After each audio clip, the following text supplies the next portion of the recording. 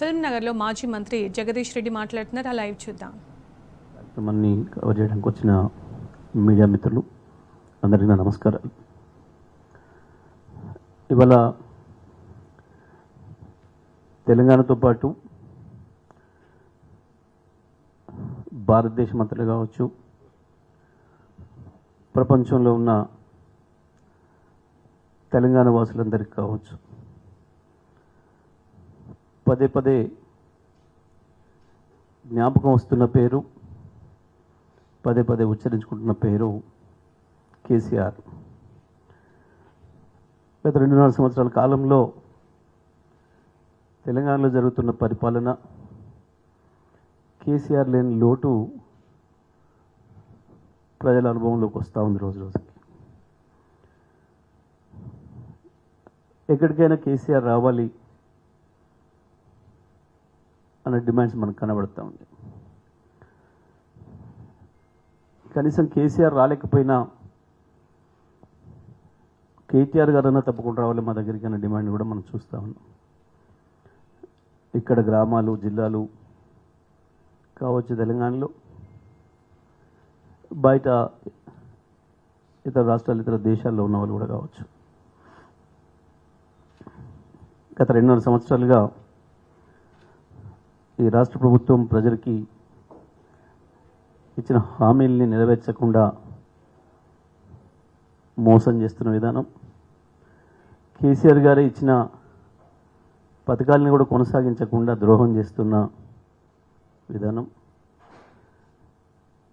ఇవన్నీ చూస్తూ ఉంటే రోజు రోజుకి అన్ని వర్గాల ప్రజలకి కడుపు తరుక్కపోతూ ఉన్నది. చాలామంది నమ్మి మోసపోయినాం. కేసీఆర్ చేయి వదలడం అనేది మేము చేసిన పొరపాటు అనే భావన అది గ్రామీణ ప్రాంతాల నుంచి పట్టణ ప్రాంతాల వరకు ఎక్కడ చూసినా కనిపిస్తూ ఉంది. అదే సందర్భంలో ఈ 2.5 సంవత్సరాలుగా మొదటి రోజు నుంచి, ప్రభుత్వం మారిన మొదటి రోజు నుండి కూడా ఈ ప్రభుత్వం ప్రజలు చేస్తున్న ద్రోహాలకి, ప్రజలపైన చేస్తున్న దుర్మార్గాలకి వ్యతిరేకంగా ప్రజల తరఫున నిలబడి కొట్లాడుతున్న బీఆర్ఎస్ వర్కింగ్ ప్రెసిడెంట్ కేటీఆర్ గారిని కూడా తప్పకుండా వారైనా వచ్చి మమ్మల్ని అడ్రస్ చేయాలని, తెలంగాణను తెచ్చిన కేసీఆర్ను ప్రతిక్షణం తలుచుకుంటూ తెలంగాణ రావడం వల్ల వచ్చిన లాభాలు ఏంది, ఇవాళ తెలంగాణ తెచ్చిన టీఆర్ఎస్ తెచ్చిన నాయకుడు కేసీఆర్ అధికారంలో లేకపోవడం వల్ల వస్తున్న నష్టాలు ఏంది అనేది చూస్తున్న ప్రజలు మరి పెద్ద ఎత్తున కేటీఆర్ గారిని ఫాలో అవుతూ ఉన్నారు. దాంట్లో భాగంగానే మనం డల్లాస్ వెళ్ళినప్పుడు చూసినాం, మొత్తం అమెరికా చరిత్రలోనే ఒక భారతీయ నాయకుడు వస్తే అంత పెద్ద ఎత్తున ప్రజలు హాజరైన సందర్భం చరిత్రలో ఎప్పుడు కూడా లేదు. ₹1 ఖర్చు లేకుండా మొత్తం అమెరికా నలుమూలల నుంచి, ఎంత దూరం అయినప్పటికీ, ఎంత వ్యయప్రయాసాలు ఉన్నప్పటికీ కుటుంబాలతో సహా పిల్లల్ని కూడా వెంటబెట్టుకొని వచ్చి ఆ కార్యక్రమాన్ని విజయవంతం చేసిన విషయం మనం చూసినాం. తెలంగాణ ఆవిర్భావ దినోత్సవాన్ని అప్పటి నుండే డిమాండ్ ఉంది. ఒకవైపు యూకే రావాలని, ఆస్ట్రేలియా రావాలని, మలేషియా రావాలని, ఇంకా ఇతర దేశాలకి రావాలని చెప్పి, సరే ఇక్కడ నిరంతరం పోరాటం అవసరమవుతూ ఉంది. సో ఇవన్నీ చూస్తూనే మరి అక్కడ కూడా తప్పకుండా ఆ మిత్రులను కూడా సంతృప్తిపరచాల్సిన అవసరం ఉంది, వాళ్ళని కూడా చూసుకోవాల్సిన అవసరం ఉంది. కాబట్టి వాళ్ళు ఇతర దేశాల్లో ఉన్న ప్రతిరోజు తెలంగాణలో ఉన్నట్టుగానే లైవ్గానే ఉంటున్నారు. మన దగ్గర కంటే వాళ్ళకి తొందరగా వార్తలు చేరుతాయి. ఇక్కడ ఏం జరుగుతుంది, రాష్ట్రం ఏం చేస్తుంది, కేంద్రం ఏం చేస్తుంది అన్న విషయాల్ని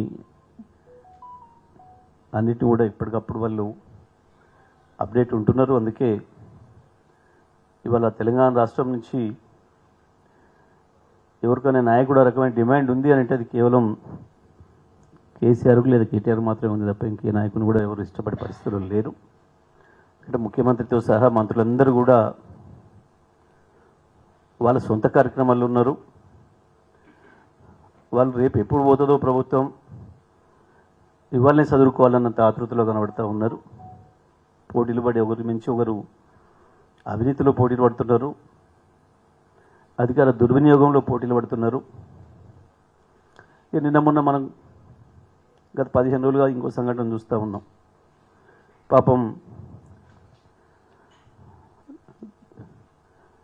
బేటీ పడావో బేటీ బచావో పోయి బేటీ హటావో కార్యక్రమం తీసుకొచ్చిండ్రు బీజేపీ నాయకులు.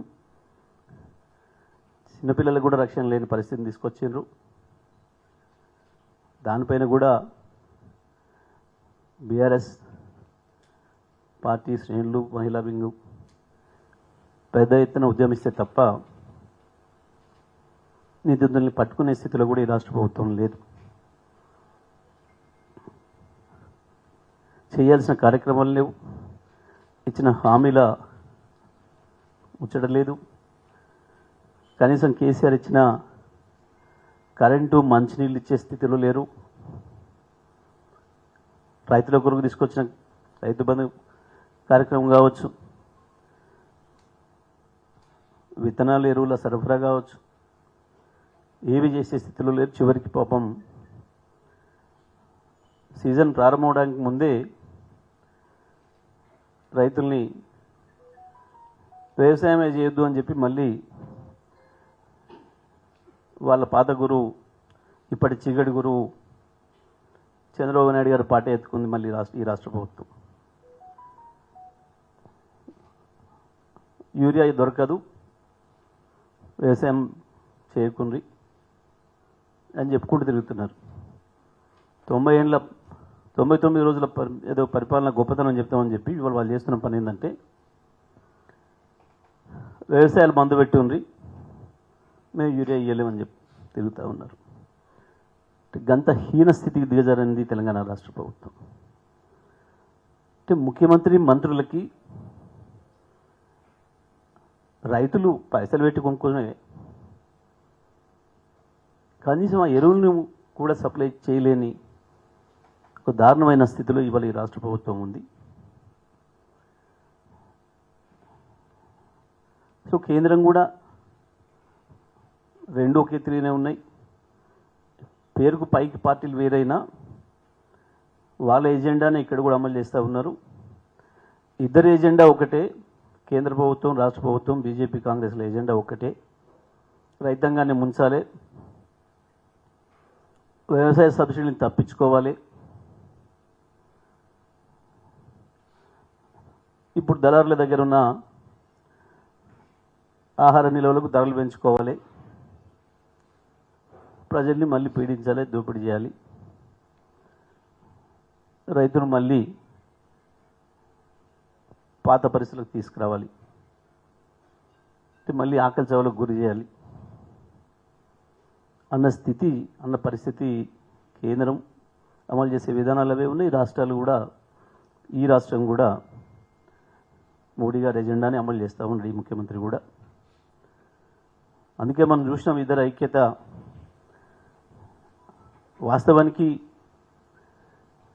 కేవలం రాష్ట్ర సమస్య కాదు, మొన్న జరిగింది. ఆయన కేంద్ర సహాయ మంత్రిగా ఉన్నారు, హోంశాఖ మంత్రిగా. రాహుల్ గాంధీ గారు ఎక్కడెక్కడో వాటికో ట్వీట్ చేస్తున్నాడు, దేశాలే కాదు విదేశాలే కూడా. కానీ తెలంగాణలో జరుగుతున్న, హైదరాబాద్లో ఒక బీజేపీ నాయకుడి యొక్క అధికార మదంతో జరుగుతున్న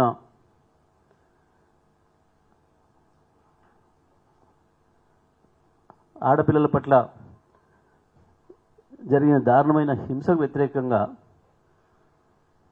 ఇప్పటివరకు ఒక మాట లేదు. ఏఐసిసి ప్రెసిడెంట్ నుంచి లేదు, పార్లమెంట్లో వాళ్ళ నాయకుడు రాహుల్ గాంధీ నుంచి లేదు, మహిళా నాయకురాలు సోనియా నుంచి కావచ్చు, ప్రియాంక నుంచి కావచ్చు, ఎవరి నుంచి కూడా లేదు. కేవలం రేవంత్ రెడ్డి కాదు, మొత్తం కాంగ్రెస్ పార్టీనే తాకట్టు పెట్టినట్టు కనబడుతూ ఉంది బీజేపీకి. అంత దుర్మార్గంగా రాష్ట్రం కేంద్రం రెండు అధికారాలు ఈ రాష్ట్రం యొక్క మహిళల మీద దుర్మార్గం చేస్తుంటే దాన్ని ప్రతిఘటించడానికి నిలబడ్డ ఏకైక పార్టీ బీఆర్ఎస్ పార్టీ మాత్రమే. కేసీఆర్ నాయకత్వంలో ఉన్న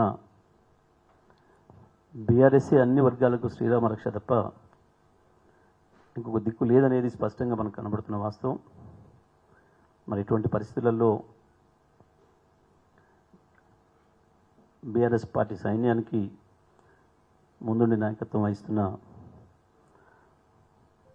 కార్యనిర్వాహక అధ్యక్షుడిగా ఉన్న కేటీఆర్ గారిని మరి మలేషియా మిత్రులు ఆహ్వానించడం, వారు 6వ తారీఖు నాడు అక్కడ ఆ కార్యక్రమంలో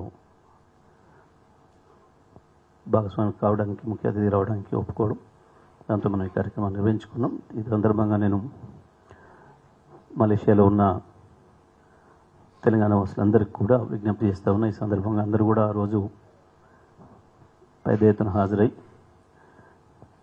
మరి కేటీఆర్ గారికి మద్దతు తెలపాల్సిందిగా కోరుతూ సెలవు. జై తెలంగాణ.